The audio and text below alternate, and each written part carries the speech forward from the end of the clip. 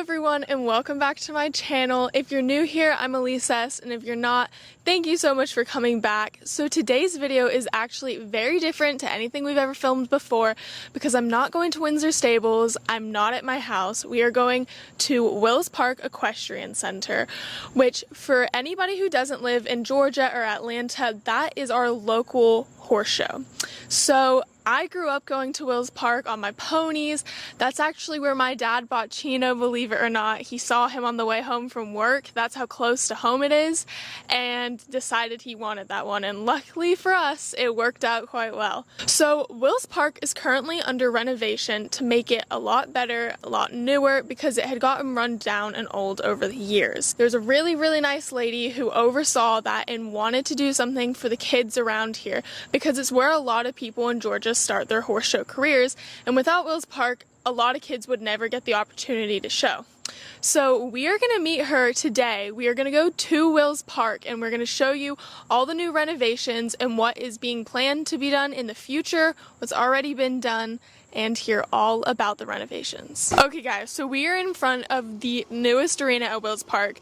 It's so crazy to see it like this because one, if you look over this way at the other rings, it is massive in comparison. But two, this used to be a tiny little warm-up ring and a shed that had tractors in it, and we used to sit under there in the summer when it was so hot with the horses. So to see it as a big huge ring is kind of crazy and very cool to see. This used to be a small arena, and that was the shed for all the tractors, and this whole thing is where we were just standing, which is now one big arena. So we're actually in the little food court here, which is so funny to be in because me and my friends used to always come here after we'd finish showing to get some french fries, because I swear this place has the best french fries in the world if you're looking for some french fries to eat. Okay guys, I'm here with Miss Cheryl Sims, sitting right here. You run Cheryl & Co. horse shows, correct? I do. That I showed at as a kid all the time. I was literally here every weekend. I was just telling them how me and my best friend Jane used to sit here and get the Wills Park fries every time after. It was like a known fact that they have the best. So it's really cool to be back here all of a sudden. And I just showed them the brand new ring, which is massive. It is massive. It is really big, but it's really beautiful.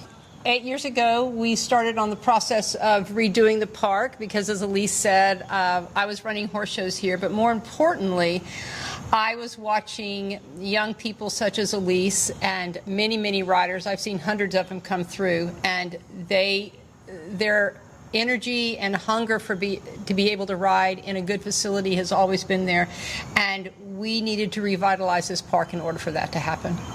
So we started the process of doing it, and we formed the foundation, the Wills Park Equestrian Foundation, about 3 years ago, and I am the chairman of the board for that. We have a very vital board that a lot of fathers mainly, and a couple of really hardworking people that are with us on the board to do that, and we started the trek to do this.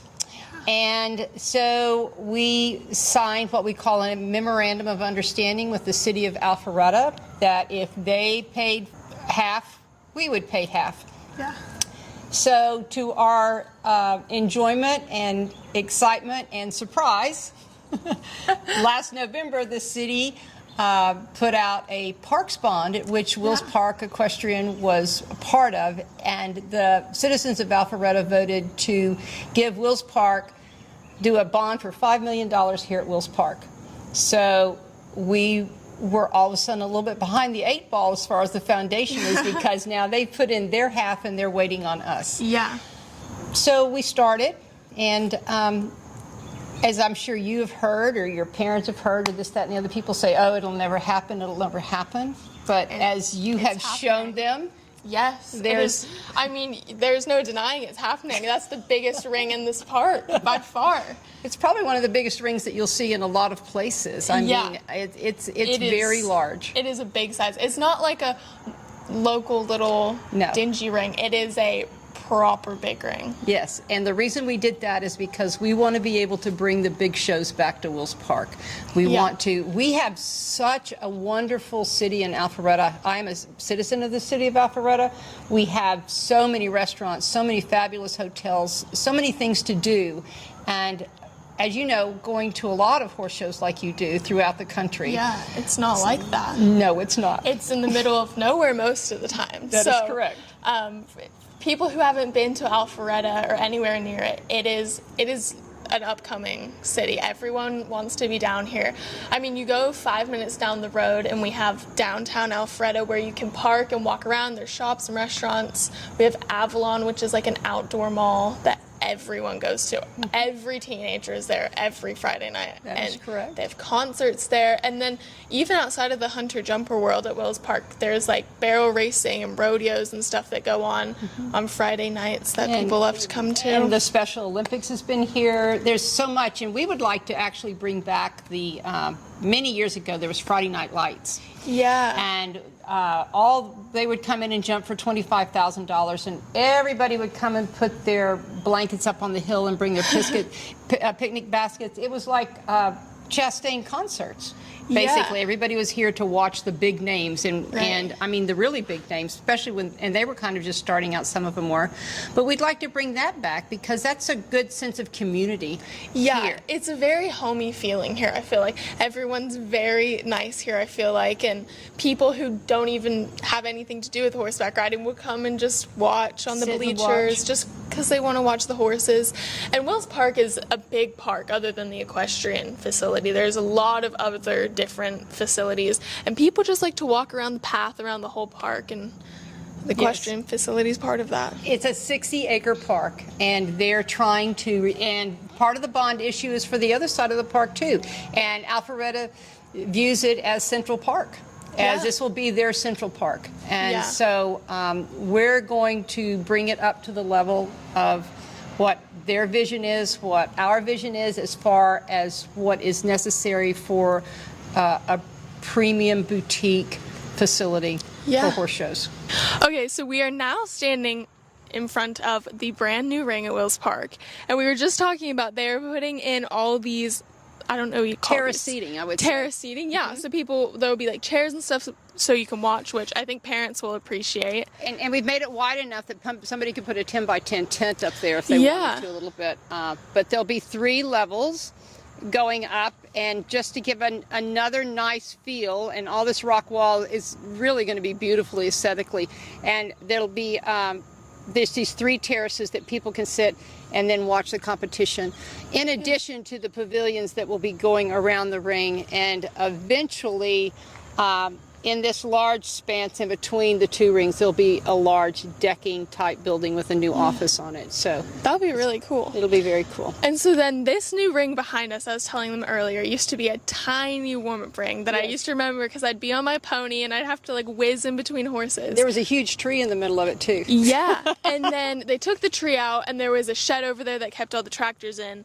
But that is all gone now, and it is just one big ring. So would you want to explain about the footing? Because I know you guys went through a lot of trouble to make it right. So we did a lot of research of who we wanted to do it, where we wanted to do it. We went down to WEC, we went to Tryon, we went to Kentucky, we went to Aiken. We put out a survey to trainers of where their favorite places were. And they basically the majority of them came back to us and told us that they loved Bruce's Field. Okay? Well, when working with the city, we have to put everything out for bid. So we had contacted the people from WEC and the people that actually built WEF down below. And then we also contacted the persons from Bruce's Field and to put in the bids. And all of them pretty much have a drainage system. Yeah. But Longwood Arenas, who we won the bid to do this, has probably to us the most comprehensive. So what happens is that there is a large drainage field that is underneath this. There is piping that runs from this corner all the way to the end, and then the pipes come in a herringbone design. and there's and the grade goes down about 10%. So as the ring rains and it fills, it sucks down through the rock and the fabric liner that's there. There's two layers of that, so that none of the footing or the sand goes down, but the water just sucks down, and it goes into these piping, and it drains down into a drainage pond that's at the end of the ring. And when it rains like it has the last couple of days, you will see water sitting on the ring, and in 10 minutes you will see no water sitting on the ring. That's pretty incredible. It is kind of magic. It just sucks it down, takes it all out, and we can continue to ride, because at the shows are right now, and we ride in rain and sleet and snow and everything that's going on. Until you see a tornado in the sky. Or lightning, and the rest of the time we ride. But we will easily be able to do that, because it's like magic. And so if you look at all of our other rings that are M-TIM and sand and causes rivets to happen, but this, because there's so much 10-inch pipe work that's perforated that's underneath that, it just sucks the water straight out and takes it down. Which is perfect, because the worst thing is when you've sat at a show all day waiting for your turn, and then dumps down some rain and it's too wet to ride. And you have puddles, and you have everything else like that. So really, after probably 10 or 15 minutes, and that goes, then the drag can run on it, and it's completely fluffed back up, and you're ready to go. Yeah, and we've had a lot of rain this week in Atlanta. We literally had rain about 15 minutes ago, and the ring still looks good. So we were very excited. The footing that we have in our ring is GDT, and GDT contacted us, and they donated this drag to the foundation.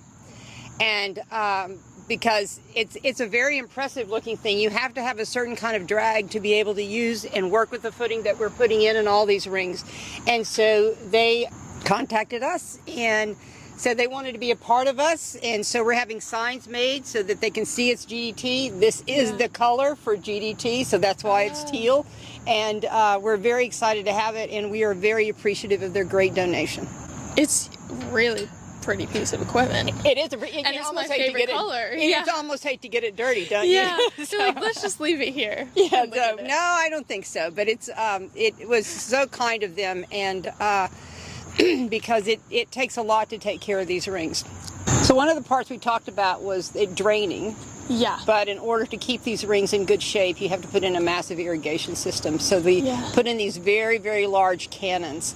And this cannon will shoot 2/3 of the way across this ring. Oh, wow. So a lot of times when you put in cannons, you go, oh, it's never going to reach the middle, and the water truck has to do it. But these cannons are there. Right now, they go off twice a day. 9 o'clock at night, 4 o'clock in the morning, to keep the fiber wet and to keep it in good shape. And so we've tried to do everything we possibly can to really take care of these. Okay, so this used to be the main hunting ring. I don't know if it's going to remain that or not. I think it's going to be up to the managers of what they're going to do with it. Got it. But this is the next ring, and this is, funny fact, is where Chino was showing when my dad saw a video of him and bought him, was in this ring at one of your shows. There you go. Everyone goes on about how they love Chino. We bought him right here. But this one is next. This ring is next. One of the reasons this ring measures 150 by 350. And it's the exact same size as the ring that's in the covered over there. This ring is next, and what our plans are is that of course the fencing comes down. We completely tear out all the footing that's in there, and we do the exact same drainage system and make it exactly the same way as we've done this other ring. And then it will level this ring out, because this has always been known as the up-down ring. Because you can even see how the grade is and the hump as it goes. But we'll level this one out, and then have a brand new ring, basically same footprint, but a brand new ring. This first ring that we did over here, there's $1.3 million in this ring. And the reason that is because we laid all the sewer and the electrical and everything for putting up a building later on and doing this, that, and the other. So this will not be that. We're probably, hopefully, looking at about $450,000 to put this ring together. And it's the next one up, and we're raising money feverishly for this one to be done, because as soon as as soon as we get our half, the city has put up their half. Right. And as soon as we get our half, then we'll be able to start on this next one. Yeah. And that's just how it goes, like the dominoes. It'll be one right after another. And so it's up to us Yeah. to keep it raise alive. the money to keep it moving. So is there like a link online where you can donate, or do you do it all through you? So through the, you can do a couple of things. There is a QR code that is actually on the sign up here that you can go to that throws you to our website. And our website has the donation pages that you can do that. Okay. But that's actually for our donors that are probably on our lower levels. Yeah. When we were looking at our major donors, we do have naming rights on these rings. We have naming rights on the barns. The pavilions are going to go around and this, that, and the other. Then they need to contact us directly at the foundation, and we'll work with them at that point. Got it. Well, I'm going to leave everything linked down below if that's okay. Yes. So I'm going to leave the donation link. If you just want to put in, $5, $10, $15, anything helps. Everything is to raise money to keep this park alive.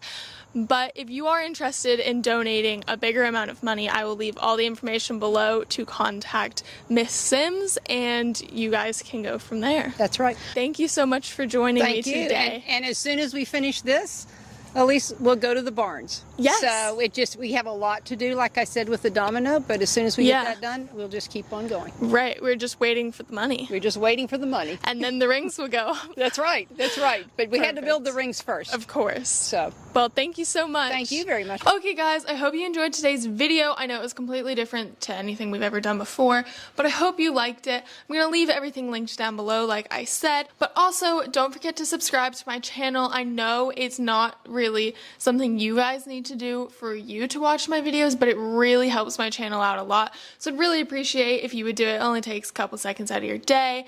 But thank you so much for watching, and I will see you all very soon. Bye!